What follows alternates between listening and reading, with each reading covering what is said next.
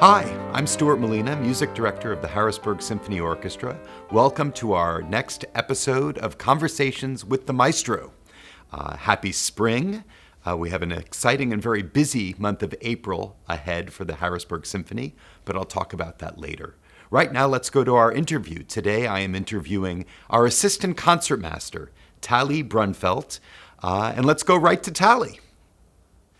Hi, Tallie. How are you? I'm great, Stuart. How are you doing? I'm doing great. Thank you so much for joining us today. It's a pleasure to have you on Conversations with the Maestro. Well, thanks for having me. I'm very excited. Well, we always start out in the same way. Can you tell us about where you grew up and how you came to the violin? Sure. I grew up in a suburb of St. Paul, Minnesota. I'm an only child, and there's kind of a mythology that's grown up around the story of how I started violin. So I'm not sure how much of this is actually true. But the story goes that one day when I was in preschool, when I was like 4.5 years old, a girl came to my class and played violin for us. And I went home and I just started rhapsodizing to my mother about how much I loved the violin and I wanted to play. And she was wearing this most beautiful pink dress with a big pink bow in her hair.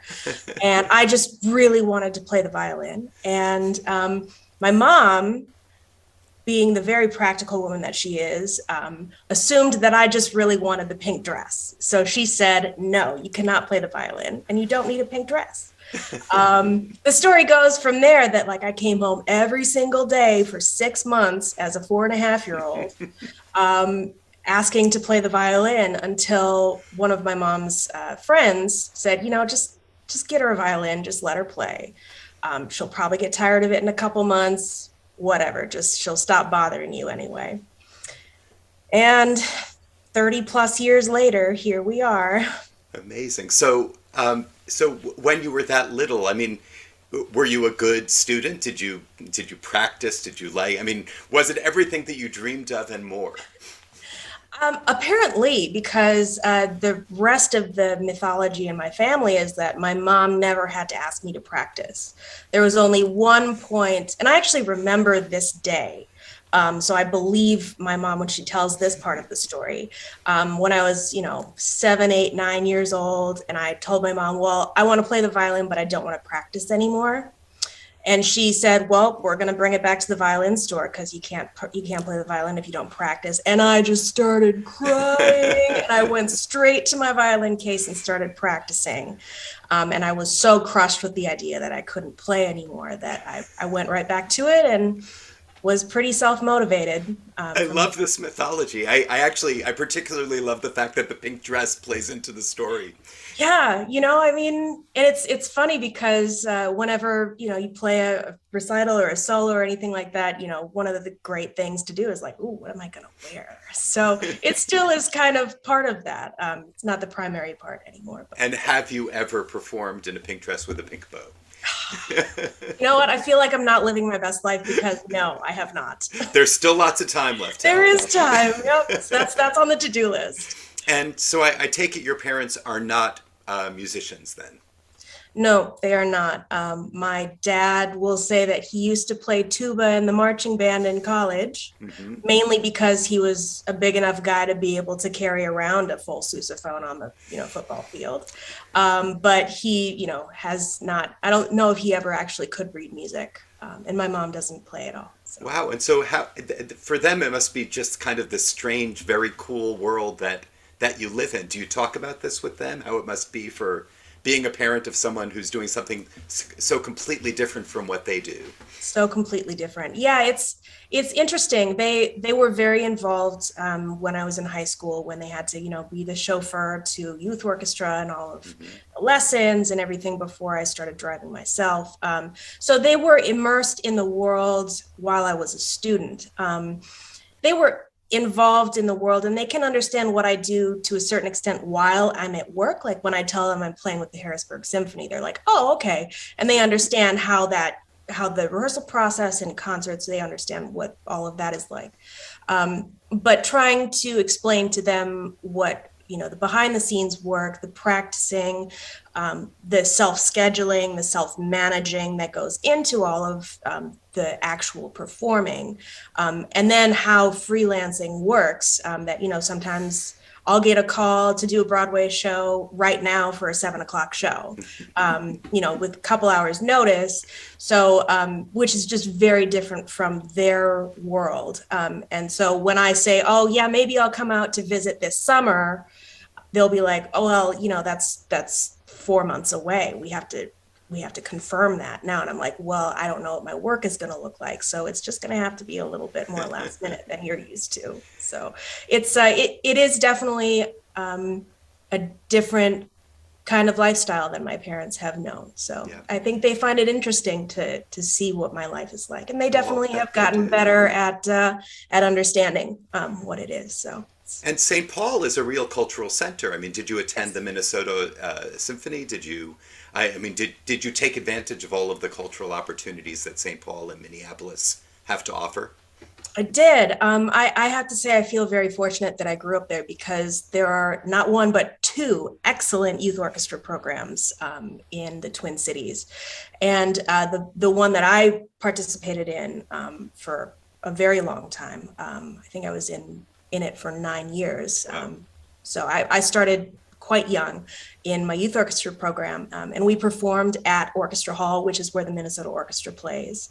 So, I was playing at a really amazing venue from a very young age. And I feel very, very fortunate to have been able to grow up where I did. Yeah, it's a beautiful place too. Mm-hmm. So let's fast forward just a little bit. When did you determine that this was going to be your life's path?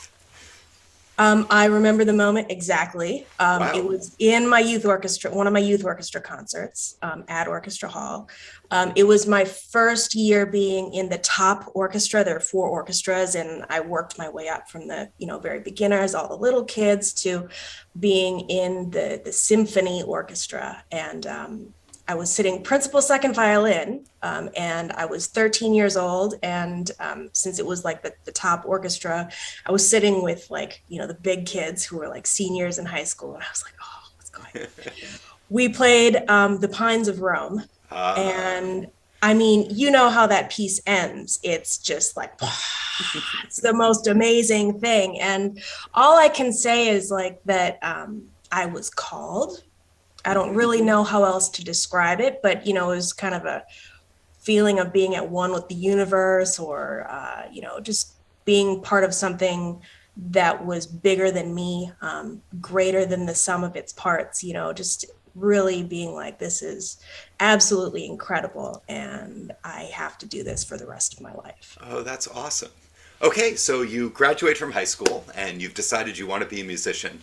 So where did you end up going to school, and with whom did you study?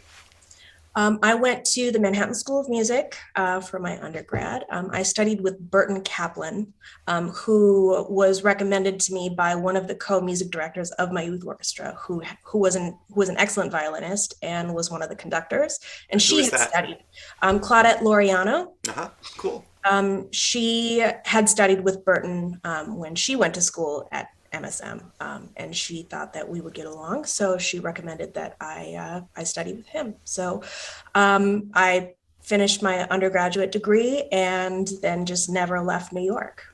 Yeah. Started freelancing. And how does one break into the freelance scene in New York? I mean, on the one hand, there's a lot going on. There are several orchestras, there are Broadway shows, there's the ballet, there are the operas, etc.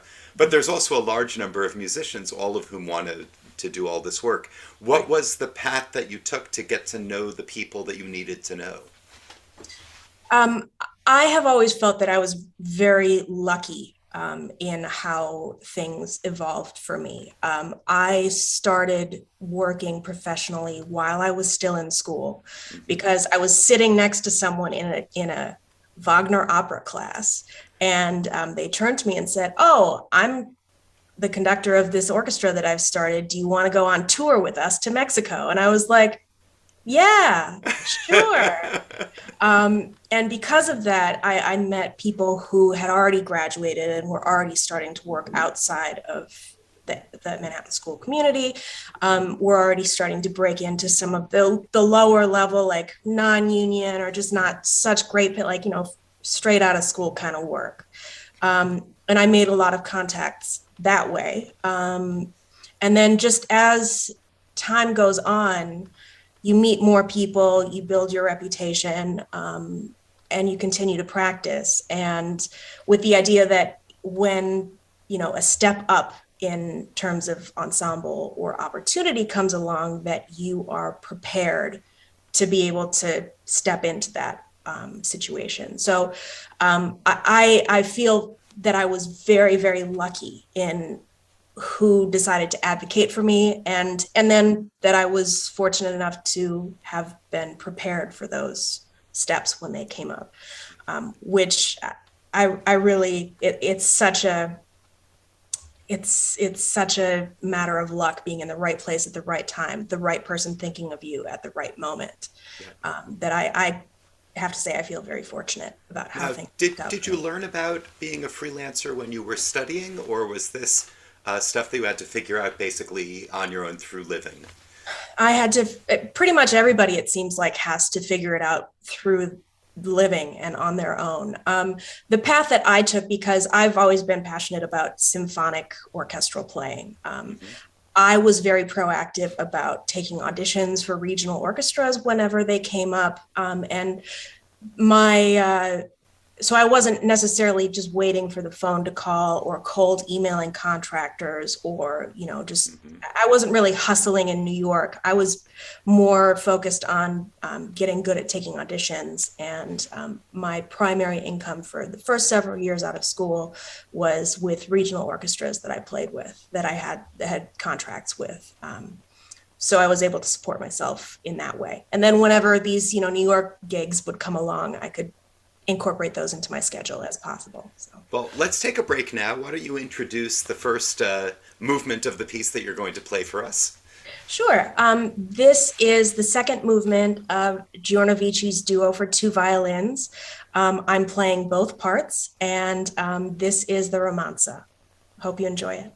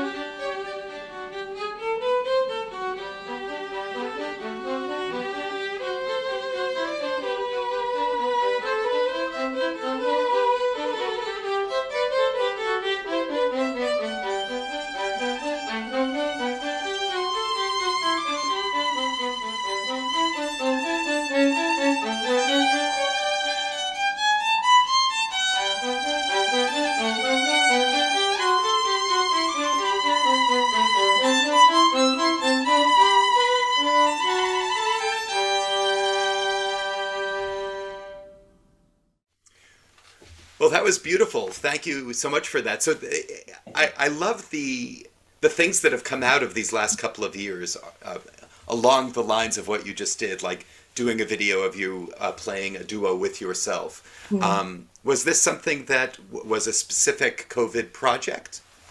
Yes, it was. I'm very technologically backwards. So this was having the great pause gave me the opportunity to figure out the most basic, you know, video editing, recording skills. So I did not actually edit all of this together. I designed the click track and I did all the recording on my, Yep. computer at home. But so yeah, I'm glad to be able to at least have those very basic skills now. Well, I was going to say it came out really beautifully. So, what was it like? I mean, I know that it was not happy times, but going through a year and a half to 2 years that, like we've just gone through, particularly as a freelancer in a city like New York, which was hit so hard so early on, what was your life like for, let's say, the first year or so of this pandemic? It was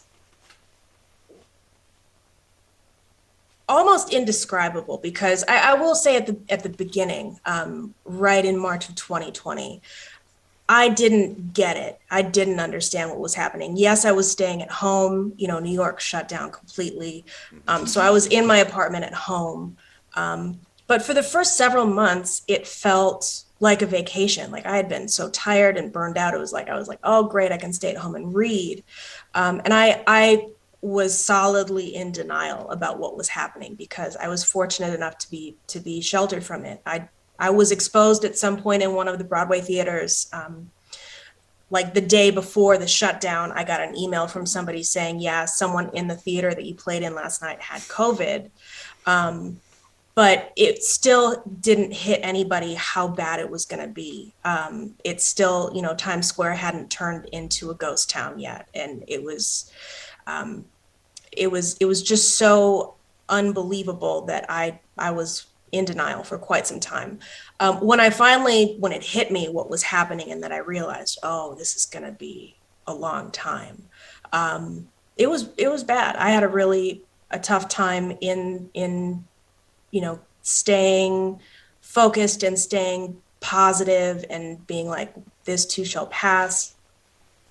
And, as a city, New York had a really hard time. I don't know how to describe what it's like to be someone who works regularly in Times Square and then go there and see nobody.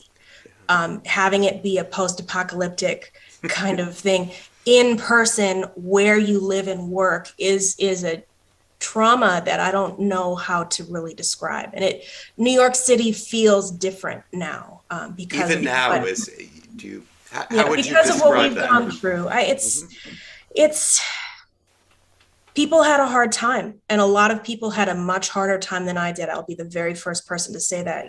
There's so many people in this city and in my neighborhood that they had to choose between rent and food. And, the mental health is a real crisis for the city as a whole right now. And it's going to take a long time to get back to where we were. And I feel like there definitely is a feeling in the city of, the people who left and who went to their second homes, wherever they happened to be, or the people that had to leave because they couldn't continue to pay rent. They share that experience, but since they weren't here in the city, it's a different perspective, and it's a different, it's hard to explain what it was like being here for the entire time. Yeah, no, you've done a great job, and obviously we all hope that things are going to continue to get better, and it seems from what I'm reading that the city is beginning to have somewhat of a renaissance of its performing arts life. Absolutely. And I'm very encouraged at how things do seem like they're going to be coming back, and how New Yorkers are still being generally very considerate of each other. Mask wearing is still happening by the vast majority of people. It's still required on subways, but there's not the pushback that there has been in other areas of the world because of what we went through at the beginning of the pandemic. People are still very cautious and still very considerate of the people around them, which is wonderful. Let's return to the freelance life that you have in New York and in the environs of New York, because actually your playing takes you some fair distances. I mean, Harrisburg isn't even the furthest orchestra that you play in. No, Do you it's want to not. talk a little bit about the variety of music making that you do in, let's say, a typical month? Sure. A typical month, I'll have a sprinkling of the symphonic world, like going out to play with Harrisburg. I'm also concertmaster for the Akron Symphony Orchestra in Ohio.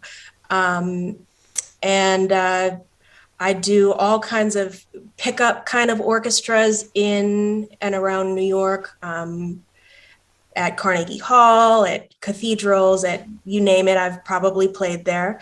I also play very regularly on Broadway. I'm a substitute for several shows. Do you have a Um, favorite one that you like playing? Actually, unfortunately, all of the shows that I was playing before the pandemic, every single one of them closed, Oh no. was not great. I think my favorite one to play, they're great in different ways. Ain't Too Proud, the musical about the Temptations. Temptations, was really fantastic because the last scene, the orchestra went up on stage in costume and danced Oh, with how the awesome. cast. So it was just like this unbelievable rush of standing on stage and having an audience scream at like, oh my gosh, there's like live musicians on stage and they're dancing. That was always just such a great way to end a show. But I loved playing Beetlejuice was just such a fun, quirky show, and that's coming back. So Good. that's great that that's going to be coming back. I'm hopefully going to be able to do that again. So I'm Yeah. looking forward to that. But yeah, they're all different in some way. It's just so much fun, and variety in the different kinds of shows that Cool. happen. Do you So get to play chamber music as well with smaller ensembles? not as much. An interesting thing about the New York freelance scene is that you do kind of get pigeonholed into certain areas. Like there's lots and lots of work, but like the new music people do the new music work and the Hmm. chamber music people do the chamber music work. And there's not a whole lot of sharing of personnel. So it is very interesting that, I can go for 10 years and meet someone and be like, oh, when did you move to the city? It's like, oh, I've been here for 10 years. Oh, me too. Where do you live? Oh, we live down the street from each other and we have never met each other. So it's such a bizarre scene that's, it's so great too. And so I'm going to ask a question that I hope it doesn't, you don't feel like I'm putting you on the spot.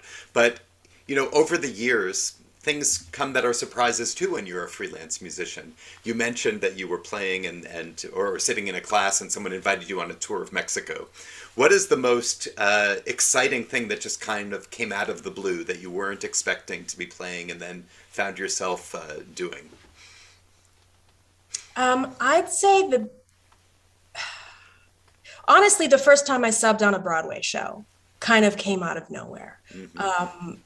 And it was an example of someone who had the chair in the band, kind of taking a chance on me, and just giving me this opportunity because we got along so well personally. And we were carpooling to some little orchestra gig in New Jersey, and we were just having the best time together. And this person was just like, oh my gosh, this musical, you have to play this musical because it's just so Wow. your sense of humor. And we did have a professional relationship, but it was like that particular carpool to a random New Jersey orchestra in New Jersey gig, that like, oh, and I want you to sub on my show. Because breaking into subbing on Broadway is almost impossible. So like that came out of nowhere.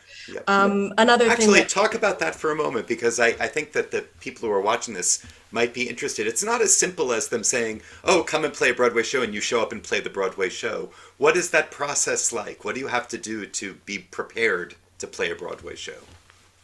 Well, so the first thing that surprises a lot of people is that musicians in Broadway shows, you do not audition. There are no auditions for bands for Broadway. The way that a musician is hired as like a regular to be the main, the member of the band is, they are hired by a contractor who has been hired by the production. And contractors, like any contractor anywhere, it's all, who they know, who's in their roster.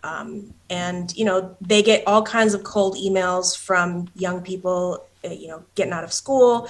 And, they'll save that information, but until they know that someone is, a good professional, an excellent player, they probably won't respond to your cold email. Well, their reputation hinges on your performance. Exactly. So, and that's exactly the same thing happens with the regular member hiring a substitute to fill their chair, because first of all, you only have a handful of people. Like, you can't have 30 people on your sub list. You only have a handful of subs that you can use.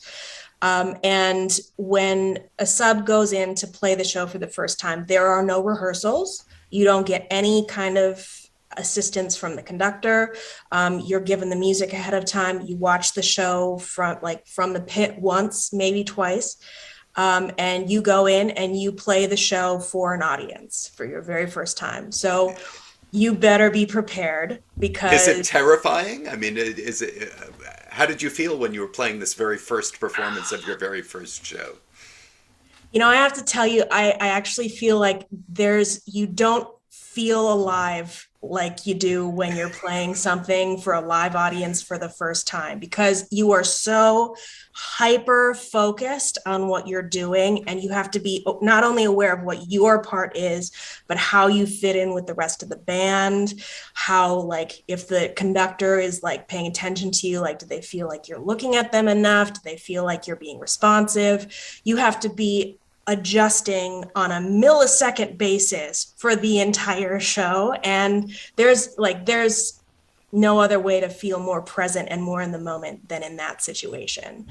So yes, it's terrifying. It's exhilarating, and it is its own thing. And they are, as you say, among the most coveted jobs in New York. Mm-hmm. Yeah. So let's take a break again, and do you want to introduce the other movement of the piece that you're presenting? Absolutely. So this is the third movement of the Giorno Vici duo in D major, and this is the Rondo.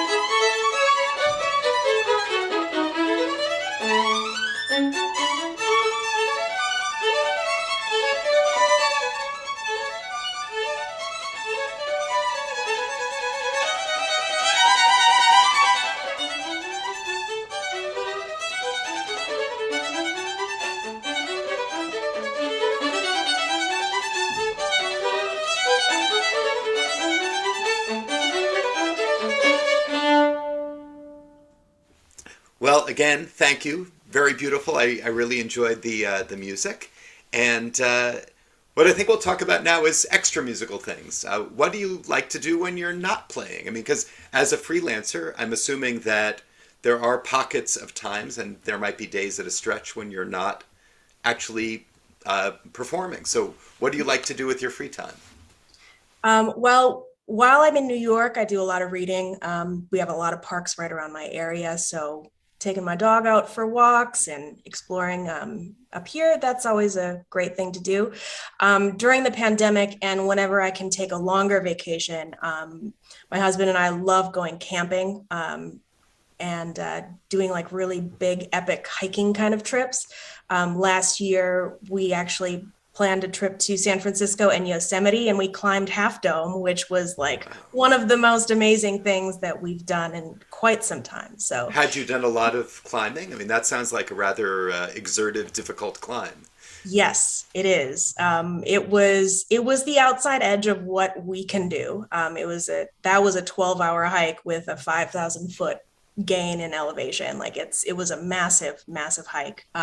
But we've done, climbing in Colorado, climbing 14ers for fun when we've been out there. A couple years ago, we did a big camping hiking trip in the Southwest, went to the Grand Canyon and Bryce and Zion and all that kind of stuff. And we just love being in the outdoors and going on really epic hiking adventures. So Oh, it sounds fantastic. That's yeah. really cool. Yeah. So let's return to music. We haven't talked about how you came to Harrisburg.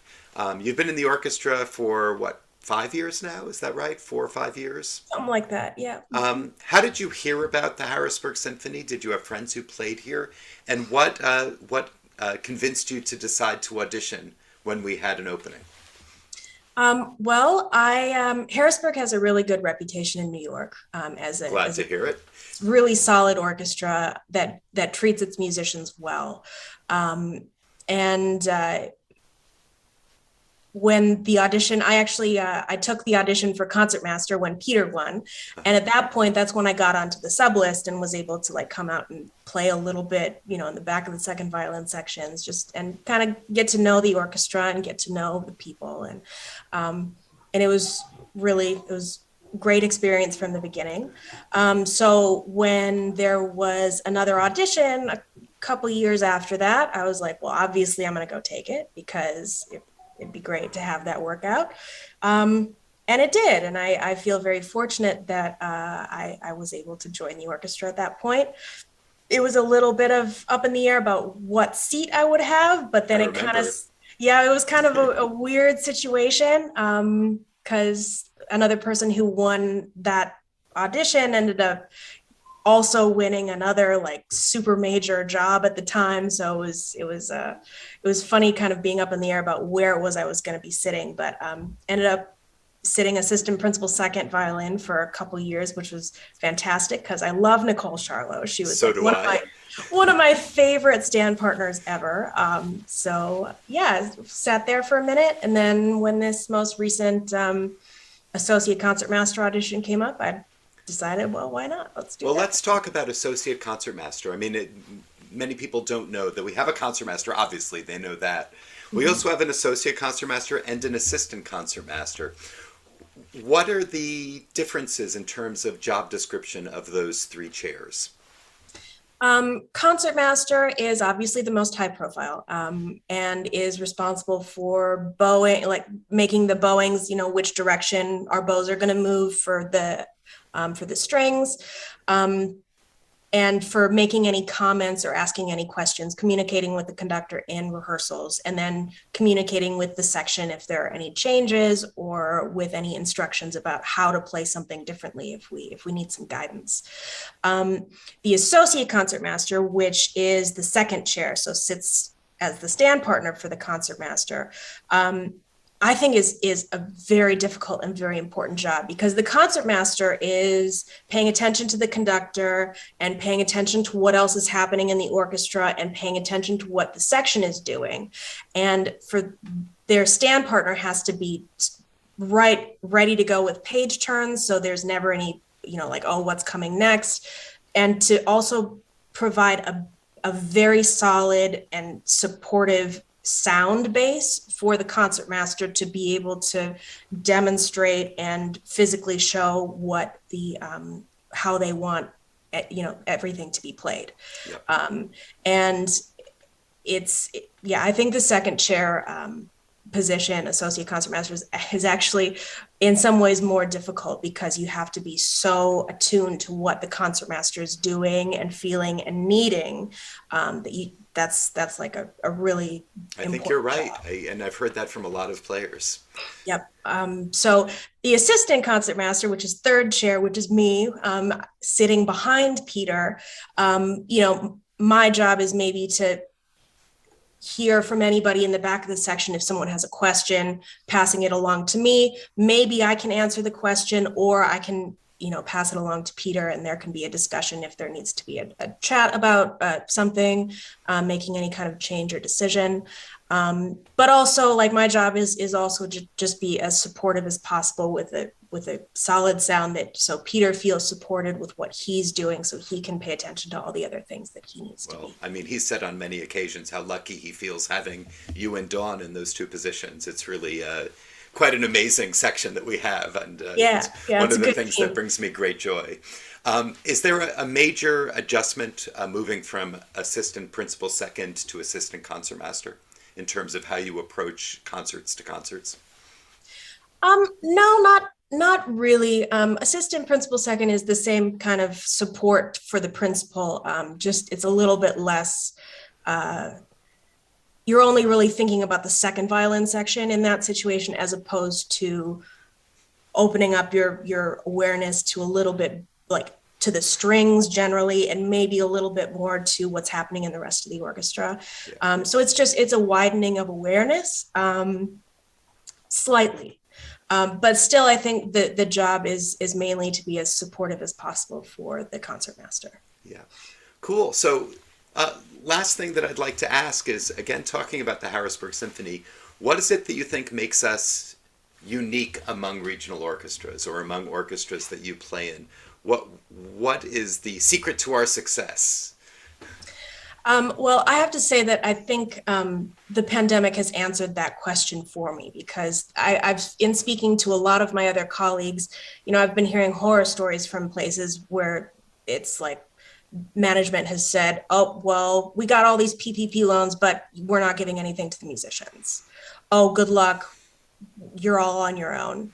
Oh, we're going to, decimate the roster as we come back because we can't afford it, even though we got all these loans.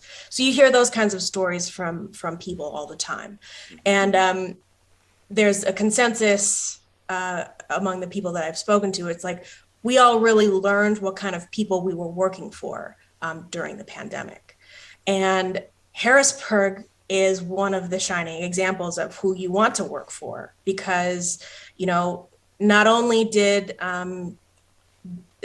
Harrisburg adapt to, doing streaming, to doing more remote things to continue to provide work to musicians, but you also just paid us and provided, not full payments that we would had the season been normal, but some kind of financial support to your contract players. And that's really an amazing thing to do, to be like, our people matter. And, now that we're back to more normal symphony, in-person concerts, we still feel that because, like we have a really nice hotel to stay at. And with all of the pay and per diem that we get, it makes us feel valued, and it makes us feel like, that we are an important part of the symphony and the community. And that's not something that's easy to do. So when you have it, you feel very fortunate. I'm delighted to hear that, and kudos to our board of directors for not even batting an eye when it came up originally. Everyone, and you, as you say, I think everyone who's part of our organization realizes that, the Harrisburg Symphony is our musicians, in fact, that everything else is supporting what the musicians are doing. So that makes me very proud. It's wonderful to hear you say all those nice things. Well, Tallie, it's been fantastic having you today. Thank you so much for this time and for this wonderful interview. Oh, this was fun. Thank you. Oh, my pleasure. And I will certainly see you very soon back on stage. And I look forward to that as well. So in the meantime, take care and be well. Thank you. You too. Thank you so much, Tallie, for that wonderful interview. As I said earlier, we have a number of concerts coming up in the next month or so. On April 9th and 10th at the Scottish Rite Auditorium, we'll be presenting our early April masterworks, which we've titled Amen, in honor of the first piece we'll be playing, which is Amen by Carlos Simon. This is a piece that looks back at his early years, and particularly his years in church. This will be followed by a performance of Korngold's Violin Concerto. The Harrisburg Symphony will be joined by Bella Hristova. We're very excited to have her in town to perform this beautiful post-romantic work. And then the final work on this program will be Brahms' epic Second Symphony in D major. So we hope we will see you there. A few weeks later, we've rescheduled our canceled January Masterworks. This concert will be on the 23rd and 24th of April, and it will be at the Whitaker Center in downtown Harrisburg. This concert features the Overture to La Scala di Seta by Rossini, and then will be followed by Vaughan Williams' beautiful Fantasia on a Theme by Thomas Tallis. And in the second half of our program, it will be Mendelssohn's Scottish Symphony, Symphony Number 3.